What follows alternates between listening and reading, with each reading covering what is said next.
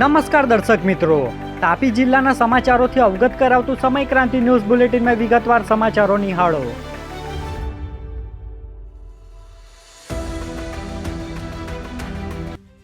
ડોલવણના બેડચીત ગામે કરિયાણાની દુકાનમાં આગ લાગી.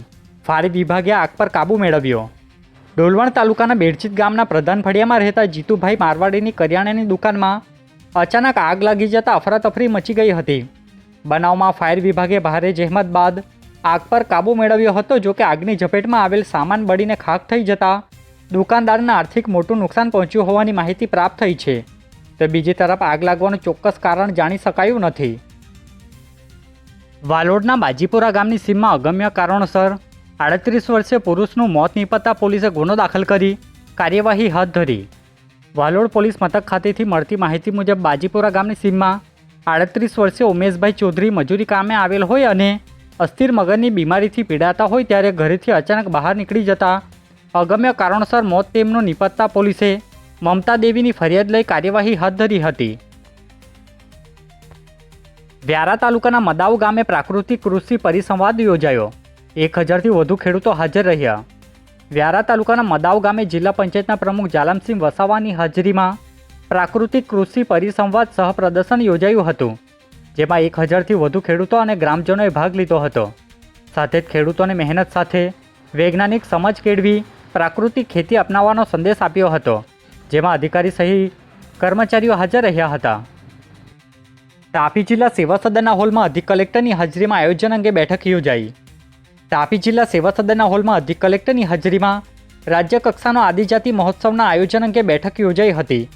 જેમાં સોંગઢ ખાતે 14 અને 15મી માર્ચે રાજ્ય કક્ષાનો 31મો આદિજાતિ મહોત્સવ યોજાશે. જે બાબતે અલગ અલગ મુદ્દે ચર્ચાઓ સાથે સૂચનો કરવામાં આવ્યા હતા. જેમાં સંબંધિત વિભાગના અધિકારીઓ હાજર રહ્યા હતા. નિઝર ખાતે થયેલા ભયાનક અકસ્માતમાં 4 યુવકોના મોત નીપજતા ડીવાયએસપી દ્વારા મીડિયાને માહિતી અપાઈ. તાપી જિલ્લાના નિઝર ખાતે 2 બાઇક વચ્ચે થયેલા ગંભીર અકસ્માતમાં 4 યુવકોના મોત નીપજ્યા છે. અકસ્માતમાં એટલો ભયાનક હતો કે બાઇક સળગી ઉઠી હતી. જે બનાવને લઈ ડીવાયએસપી ઈશ્વરભાઈ પરમાર દ્વારા મીડિયાને માહિતી આપી હતી. પોલીસ સ્ટેશન વિસ્તારમાં તારીખ 11 માર્ચના રોજ સાંજે 6:30 કલાકના સુમારે નિઝર ઉચ્છલ રોડ ઉપર એક ગમખ્વાર અકસ્માત સર્જાયો હતો. જેમાં એક સ્પ્લેન્ડર બાઇક અને પલ્સર બાઇક સામસામે અથડાતા 3 યુવાનોનું ઘટના સ્થળ ઉપર અને એક યુવાન સારવાર દરમિયાન દવાખાને લઈ જતા તેનું અવસાન થયેલું.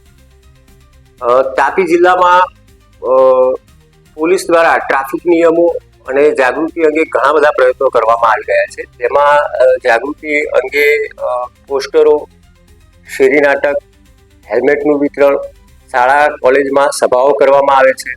એ સિવાય સોશિયલ મીડિયા પર શોર્ટ ફિલ્મ, વિલેજ વિઝિટેશન દરમિયાન પણ આ મુદ્દાઓની ખૂબ જ ગહનતાથી ચર્ચા કરવામાં આવે છે. પણ એ દુઃખદ બાબત છે કે આવી કામગીરી કરવા છતાં પણ આવી ઘટનાઓ એ અટકી નથી રહી. તો આ તબક્કે જાગૃતિ અંગે કામ કરતા જે એનજીઓ છે, સમાજ સેવકો છે, શાળા કોલેજો તથા અન્ય તમામને હું વિનંતીપૂર્વક અને ભારપૂર્વક અપીલ કરું છું કે પ્લીઝ આ દિશાની અંદર જે કંઈ કરવું છૂટવું પડે એ કરીએ અને સાથે મળી અને આપણે આપણું આ યુવાધન આ રીતે જે નષ્ટ થાય છે એને અટકાવવા માટે પ્રયત્ન કરીએ. Thank you. વ્યારાના ડોલારા ગામે બાઇક ચાલકને અકસ્માત નડ્યો. 3 લોકોને ઈજાઓ પહોંચી. વ્યારા તાલુકાના ડોલારા ગામની સીમમાંથી પસાર થતા રસ્તા પર અચાનક બમ્પ આવી જતા બાઇક ચાલક પોતાની બાઇક પરથી કાબુ ગુમાવી દેતા અકસ્માત સર્જાયો હતો. જેમાં 3 જેટલા લોકોને શરીરે ઈજાઓ પહોંચતા તેમને સારવાર અર્થે વ્યારાની સિવિલ ખાતે ખસેડવામાં આવ્યા હતા. જેમાં જોની, યુસુફ અને અન્ય યુવકને ઈજાઓ પહોંચી હતી. વાલોડ ગામના પુલ ફળિયામાં સામાન્ય બાબતે મારામારી, ચપ્પુ અને લાકડા વડે કરાયો હુમલો. પોલીસે ગુનો દાખલ કર્યો.